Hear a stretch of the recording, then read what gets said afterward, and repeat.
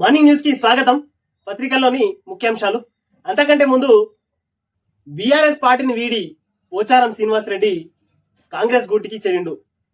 మొత్తం మీద పోచారం శ్రీనివాస్ రెడ్డి గారు తన పుట్టినింటికి తాను వెళ్ళినట్టుగా వార్తలు అన్ని పేపర్లో అదే వార్తలు హీటెక్కింది. మొత్తం మీద పోచారం శ్రీనివాస్ రెడ్డి గారు కాంగ్రెస్ తీర్థాన్ని పుచ్చుకున్నారు. అసలు చిచ్చు ఇక్కడే మొదలైంది.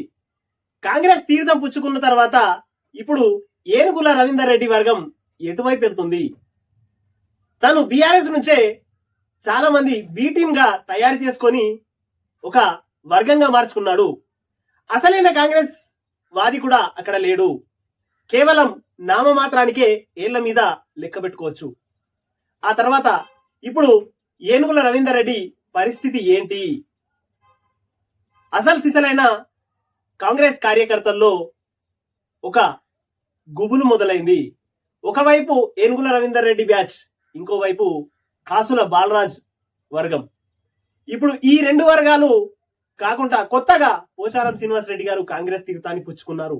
ఇప్పుడు బాన్స్వాడ నియోజకవర్గ రాజకీయం మొత్తం ఒకేసారి గిర్రున తిరిగినట్టుగా బాన్స్వాడ నియోజకవర్గంలో ప్రజ అయోమయంలో డైలమలో పడ్డారు.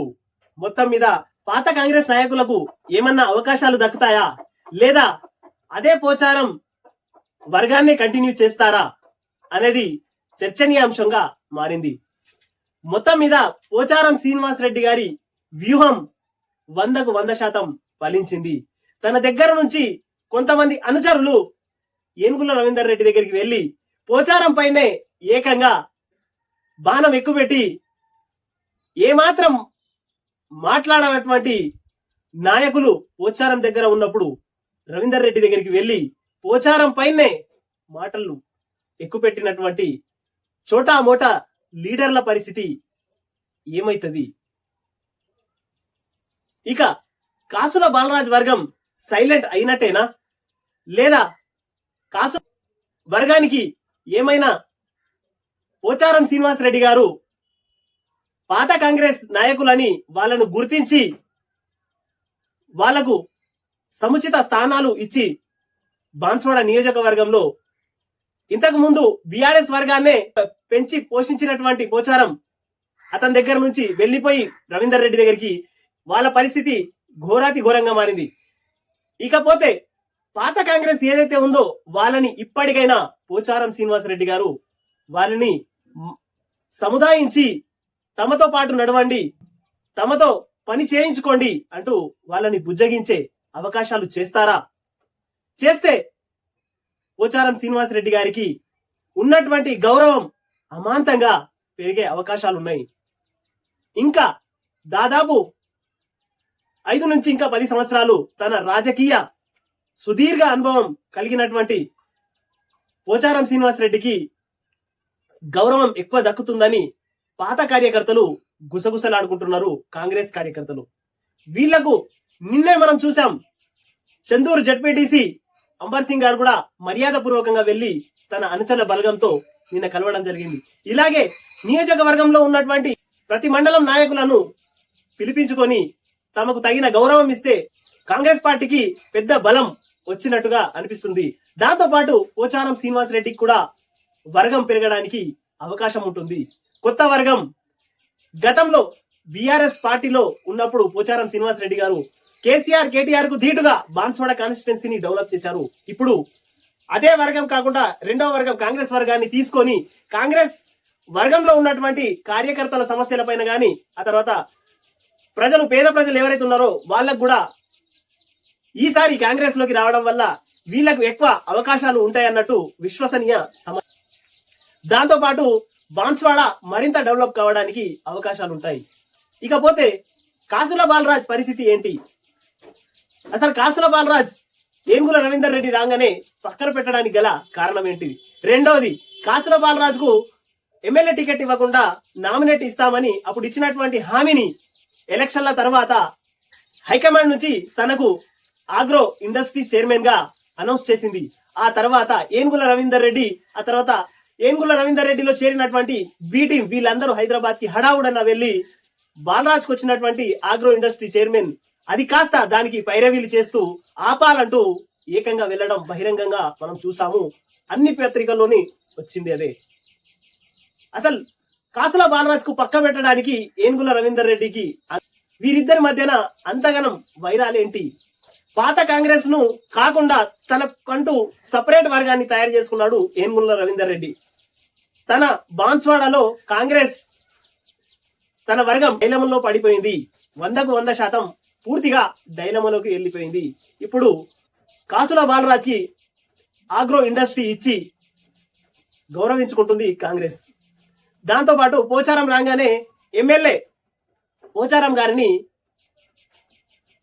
రేవంత్ రెడ్డి ఆహ్వానించి కాంగ్రెస్ కి మీరు వస్తే మీరు చాలా సీనియర్లు అంటూ పొగడడం 2 రోజుల నుంచి వార్తలు మనం చూస్తూనే ఉన్నాం.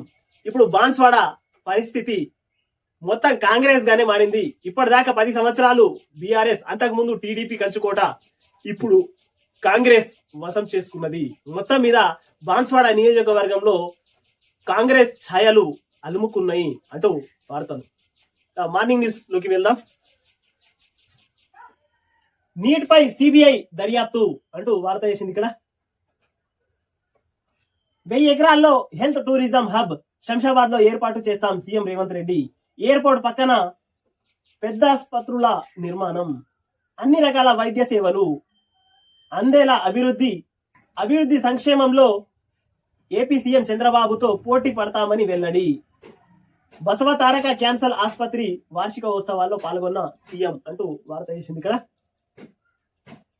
1000 ఎకరాల్లో హెల్త్ టూరిజం హబ్ తయారు చేస్తాం అంటూ శంషాబాద్ ఎయిర్పోర్ట్ పక్కన ఏర్పాటు చేస్తామంటూ రేవంత్ రెడ్డి గారు చెప్పడం జరిగింది. కేసీఆర్ వల్లే సింగరేణి యాగం, అప్పుల పాలు చేసి జీతాలు ఇయ్యలేని పరిస్థితికి తెచ్చిండు. కేంద్ర బొగ్గు గనుల శాఖ మంత్రి కిషన్ రెడ్డి ఫైర్ అంటూ వార్త ఇచ్చింది. 2వ పేజీలో వార్త ఇది. మొత్తం మీద కేసీఆర్ వల్లనే సింగరేణి ఆగమైంది అంటూ వార్త. మొత్తం మీద అప్పుల పాలు చేసి జీతాలు కూడా ఇయ్యనటువంటి పరిస్థితికి తీసుకొచ్చిండు అప్పుడు ఉన్నటువంటి కేసీఆర్ అంటూ ఆయన పైన మండిపడ్డాడు కిషన్ రెడ్డి. బొగ్గు తీయకుండా ప్రైవేట్ కంపెనీలను అడ్డుకుంటాం, వేలాన్ని వ్యతిరేకించినాం కాబట్టే సింగరేణి పాల్గొనొద్దన్నాం అంటూ కేటీఆర్. రాష్ట్ర ప్రయోజనాలను కాంగ్రెస్ దెబ్బతీస్తుంది. రేవంత్ బట్టి కిషన్ రెడ్డిని తెలంగాణ సమాజం క్షమించదని వ్యాఖ్య అంటూ 2వ పేజీలోని వార్త. ఇక మొత్తం మీద ఇప్పుడు ఏది మాట్లాడడానికి లేదు కాబట్టి కేటీఆర్ బొగ్గు మీద తీసుకొచ్చిండు. ఎందుకంటే ఉన్న బీఆర్ఎస్ కాస్త ఖాళీ అయిపోతున్నది. 99% బీఆర్ఎస్ పార్టీ ఇక తెలంగాణ రాష్ట్రంలో ఖతం కాబోతుంది అంటూ వార్త. బొగ్గుల గనుల వేలంపై బీఆర్ఎస్ డబుల్ గేమ్, అప్పట్లో సన్నిహితులకు కట్టబెట్టి ఇప్పుడు గగ్గోలు అంటూ వార్త. ఇక్కడనేమో కేటీఆర్ బొగ్గు తీయకుండా ప్రైవేట్ కంపెనీలను అడ్డుకుంటాం అంటున్నాడు. ఇక్కడనేమో బొగ్గు గనుల వేలంపై బీఆర్ఎస్ డబుల్ గేమ్, అప్పట్లో సన్నిహితులకు కట్టబెట్టి ఇప్పుడు గగ్గోలు. 2015లోను తాడిచెర్ల బ్లాక్ ను ప్రైవేట్ కంపెనీకి ఇచ్చిన కేసీఆర్ సర్కారు సింగరేణి కాదని ఆంధ్ర కంపెనీ 6కు 30 ఏళ్ల పాటు లీజు. అదే ఏడాది మినరల్స్ అండ్ మైన్స్ చట్ట సవరణకు బీఆర్ఎస్ మద్దతు. నాడు తెలంగాణలోని బొగ్గు బ్లాకులను కేంద్రం వేలం వేస్తే చోద్యం. నీరుడు వేలంలో పాల్గొనొద్దని సింగరేణికి ఆర్డర్స్. ఫలితంగా కొయ్యగూడెం, సత్తుపల్లి గనులు 2 ప్రైవేట్ కంపెనీలకు అంటూ 2వ పేజీలోని వార్త. రుణమాఫీ కోసం 10,000 కోట్ల అప్పు వచ్చే నెలల్లో తీసుకోనున్న ప్రభుత్వం. ఇప్పటికే ఆర్బీఐకి అధికారుల విజ్ఞప్తి, మిగతా నిధులు ఇతర మార్గాలలో సమకూర్చుకోవాలని నిర్ణయం. రుణమాఫీకి రూపాయలు 31,000 కోట్ల అవసరం అంటూ 2వ పేజీలోని వార్త. మొత్తం మీద రుణమాఫీ 2018 నుంచి 24 వరకు అని చెప్పిర్రు. అయితే దీంట్లో అప్పుడు ఉన్నటువంటి బీఆర్ఎస్ సర్కారు అంటే కేసీఆర్ కాక మొత్తం మీద ఫారెస్ట్ భూములని, పోడు భూములని వాటికి ధరణిలో ఎక్కించకుండా బ్యాంకులలో లక్షల రూపాయల రైతుల మీద అప్పులు ఉన్నాయి. ఆ అప్పుల పరిస్థితి ఏంటి? వాటి పరిస్థితి ఏంటి? అవి ఏకకాలంలో 2 లక్షల రుణమాఫీ కిందికి వస్తుందా రాదా? రైతుల్లో ఆందోళన మొదలైంది. మొత్తం మీద పోడు భూములకు ఇప్పటి వరకు పట్టాలు ఇవ్వలేదు కాక ఆ పట్టాలని ఇప్పుడు కాంగ్రెస్ ప్రభుత్వం 100% ఎలక్షన్లకు ముందు రేవంత్ రెడ్డి పోడు భూములకు పక్క పట్టాలు ఇస్తాం, అది కాంగ్రెస్ ఇచ్చినటువంటి భూములని రేవంత్ రెడ్డి పదే పదే చెప్పిండు.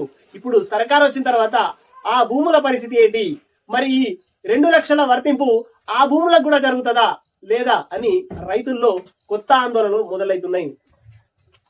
జిల్లాల వారీగా దాంట్లో ఎక్కువగా దళితులు, గిరిజనులు, ఆ తర్వాత ఆదివాసీలు, మైనారిటీలు ఎక్కువ శాతం ఉంటారు అంటూ వార్త. మొత్తం మీద వాళ్ళు ఆందోళనలో పడ్డారు. ఈ 2 లక్షల రుణమాఫీ అనేది మాకు కూడా అవుతుందా కాదా అనే డైలమాలో రైతులు బిక్కుబిక్కుమంటున్నారు అంటూ వార్తలు. రాంగ్ రూట్ లో పోతే జైలుకే, ట్రాఫిక్ ఉల్లంఘనపై క్రిమినల్ కేసులు నమోదు. రాష్ట్ర వ్యాప్తంగా పోలీసుల స్పెషల్ డ్రైవ్, యాక్సిడెంట్ నివారణకు చర్యలు. గ్రేటర్ హైదరాబాద్ పరిధిలో నెల రోజుల్లో 1100 కేసులు అంటూ 5వ పేజీలో ఉన్న వార్త. మొత్తం మీద రాంగ్ రూట్ లో పోతే జైలుకే అంటూ వార్త వేసింది.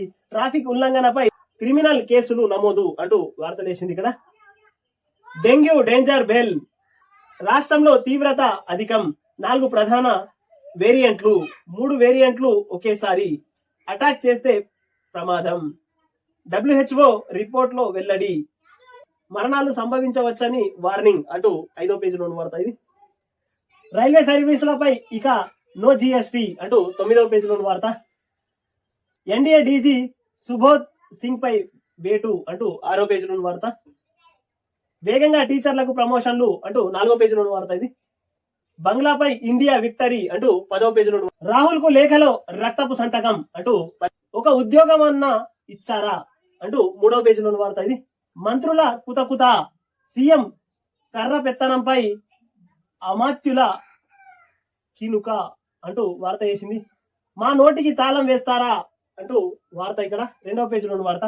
2 మంత్రులకే పెత్తనం ఏమిటని మండిపాటు, ప్రజల దృష్టిలో మమ్మల్ని డమ్మీలుగా చూపేందుకేనా, మొదటిసారి మంత్రి అయిన వ్యక్తికి అందలమా, మంత్రిగా అపార అనుభవం ఉన్న పట్టించుకోరా, కాంగ్రెస్ లో అంతర్గత ప్రజాస్వామ్యానికి పాతరా, రేవంత్ నిర్ణయంపై సీనియర్ మంత్రుల రుసరుస, నేతల అంతర్గత చర్చల్లో పెలుబుకుతున్న ఆగ్రహం అంటూ మొత్తం మీద మంత్రులు అంటే కాంగ్రెస్ పార్టీలో ఏదో చిచ్చు పెట్టాలని చూస్తున్నట్టు వార్త.